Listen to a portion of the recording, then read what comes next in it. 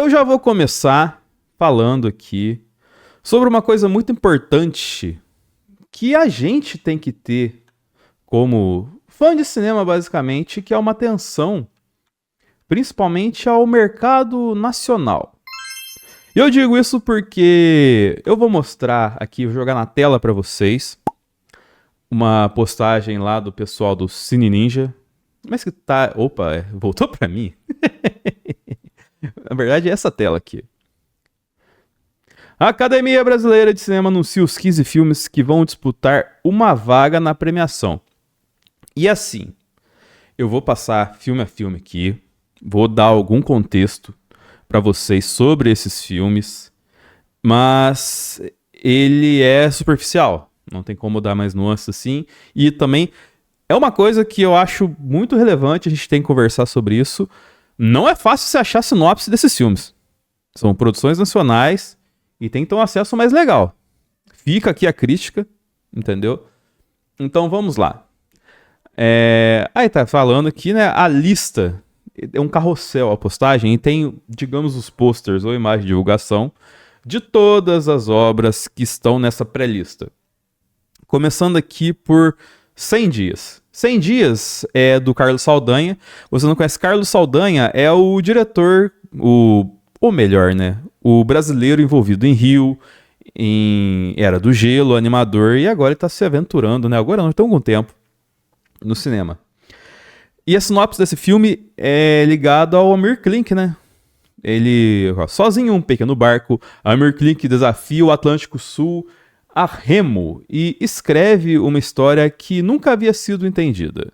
Em 100 dias, a travessia entre África e o Brasil se transforma em uma batalha contra o medo, a solidão e os próprios limites. Enquanto o corpo resiste ao mar, a mente enfrenta memórias, conflitos familiares, escolhas que moldaram quem ele é. Mais do que cruzar um oceano, Amir precisa atravessar a si mesmo. Ou seja, é um filme, né, que definitivamente é um filme. Mas, não sei, vamos ver, né? Então, alguns deles já, esses filmes que estão na lista aqui, já estão em streaming, já estão no cinema, ou ainda vão. O próximo filme da lista, entendeu? É A Conspiração Condor, de André Strum, e esse filme é um pouco complexo, né, porque esse diretor, ele tem um grande histórico ligado a questões políticas, e algumas acusações de abuso bizarras aí, que eu não vou entrar muito no mérito. Mas o filme é estrelado por Mel Lisboa, e conta com Dan Stupka no elenco. A trama acompanha a investigação conduzida por um jornalista sobre as mortes suspeitas dos ex-presidentes brasileiros Juscelino Kubitschek e João Goulart em 76, levantando a hipótese de uma conspiração ligada à Operação Condor. Isso é parte da nossa história, né?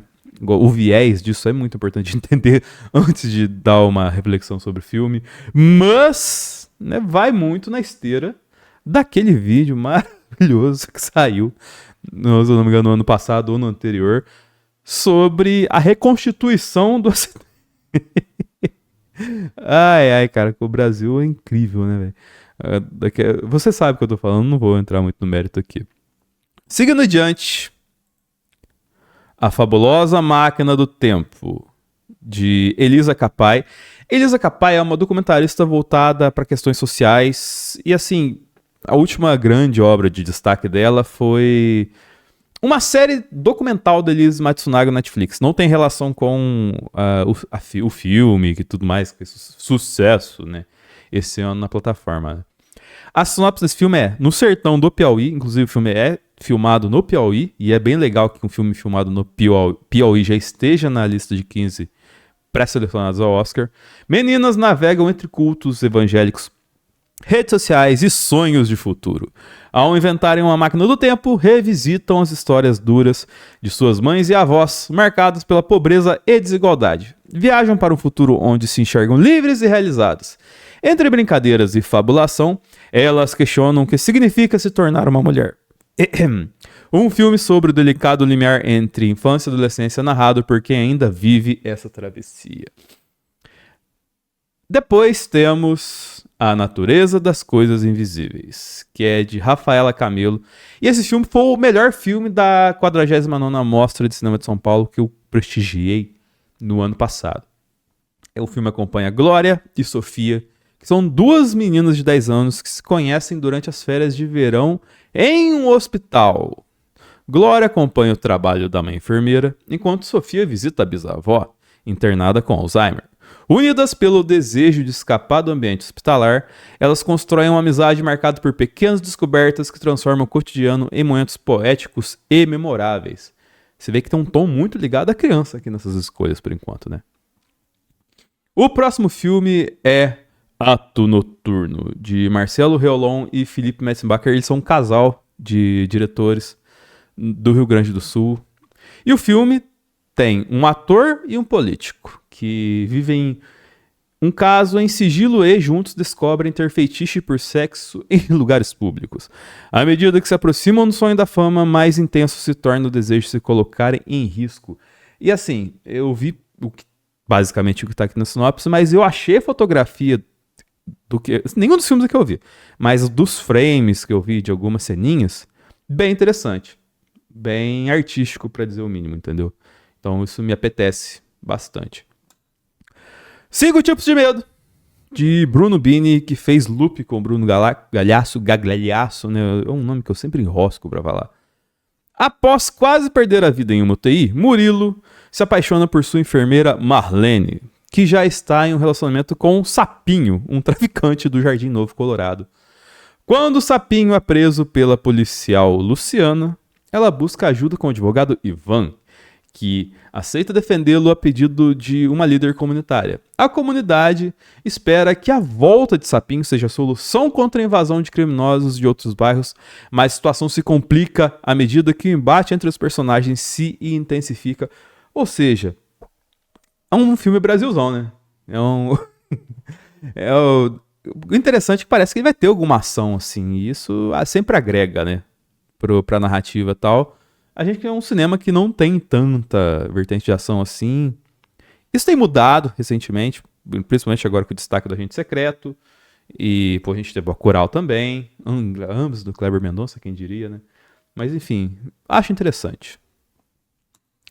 Dolores, da Maria Clara Escobar, Marcelo Gomes, também um filme de destaque na última mostra de São Paulo. Às vésperas de completar 65 anos, Dolores tem uma premonição. Sua vida vai mudar. Ela será a dona de um cassino de sucesso, mas seu passado de vício em jogo pode jogar contra ela. Débora, com H, sua única filha, espera a saída do namorado da prisão para começar uma nova vida, enquanto Duda, neta de Dolores, se agarra a uma oportunidade de trabalhar nos Estados Unidos da América. As 3 mulheres tentam transformar seus sonhos de uma vida melhor em realidade, apostando tudo ou nada. Dolores parte no roteiro deixado pelo cineasta Chico Terra, falecido em 2019, que tinha no longa a conclusão da sua trilogia dos afetos, também compostas por A Casa de Alice e Ausência.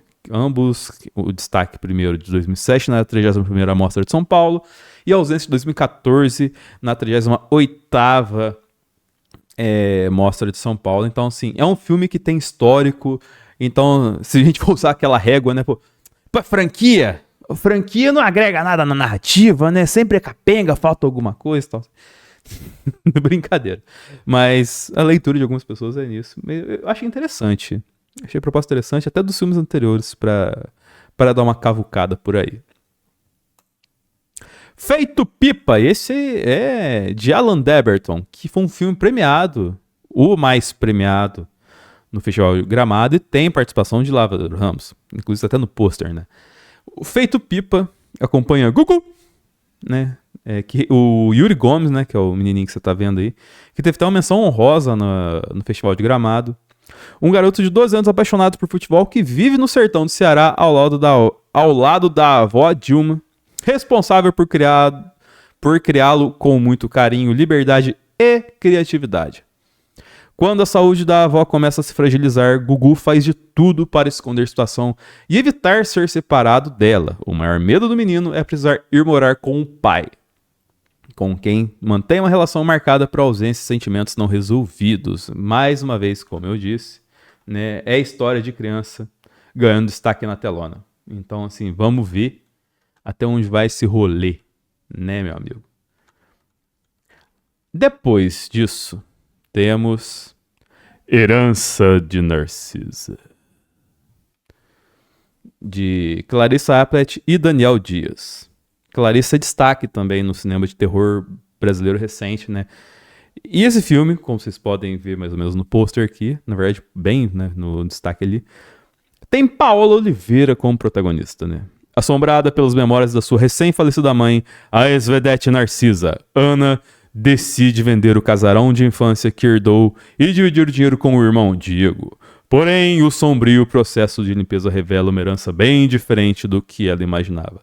Pô, interessante. Um filme de terror, de suspense, assim, protagonizado pela Paola Oliveira. Ela que mostrou nuances interessantes na última novela, no Vale Tudo, né? Sobre ser a dramática e ter uma veia dramática interessante.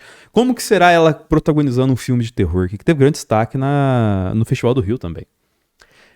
Depois disso, me mandar um salve pro meu querido amigo JP, conosco aqui. O Nosso Segredo é o filme, não a parceria com meu parceiro JP.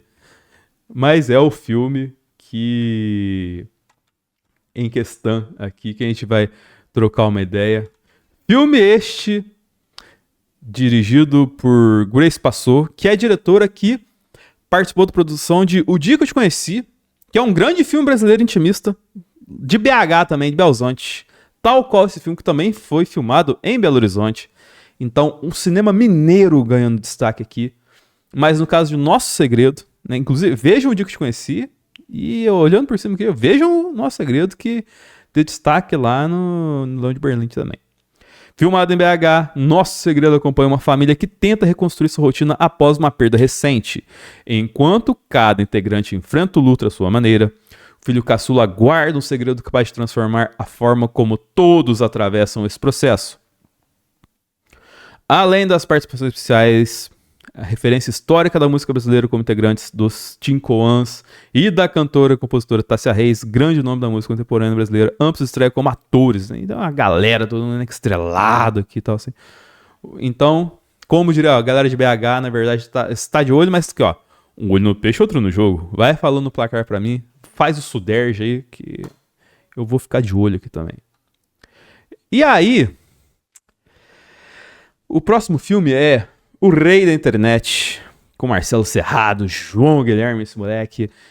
E é um filme de Fabrício Bittar. E assim, esse cara, ele fez alguns filmes juvenis, assim, né, infanto-juvenis. Entre eles o filme do Gentili, Como Se Tornar o Pior Aluno da Escola. E eu já li esse livro. É de um outro, de uma outra época tal assim, mas meio que dá pra entender o tom desse filme, né, cara? Não sei se tem tanta arte assim, parece mais... Enfim. Mas eu acho que o que chama atenção nele é outras coisas que a gente vai falar agora. Inspirado na vida de Daniel Nascimento, e é esse cara que a gente fala daqui a pouquinho, O Rei da Internet é uma aventura dramática que conta como Daniel se destacou como um dos maiores hackers do Brasil. Fez parte de organização criminosa que movimentou milhões de reais, viveu intensamente uma vida de ostentação e foi alvo da Polícia Federal. Isso tudo antes dos 17 anos. Aí se pergunta pra mim, quem é Daniel Nascimento? Quem é esse hacker, né? Ele ganhou fama e foi parar nessas páginas policiais nos anos 2000, onde ele invadiu os servidores do mundo inteiro sendo hacker, né? Um hacker brasileiro fazendo suas façanhas.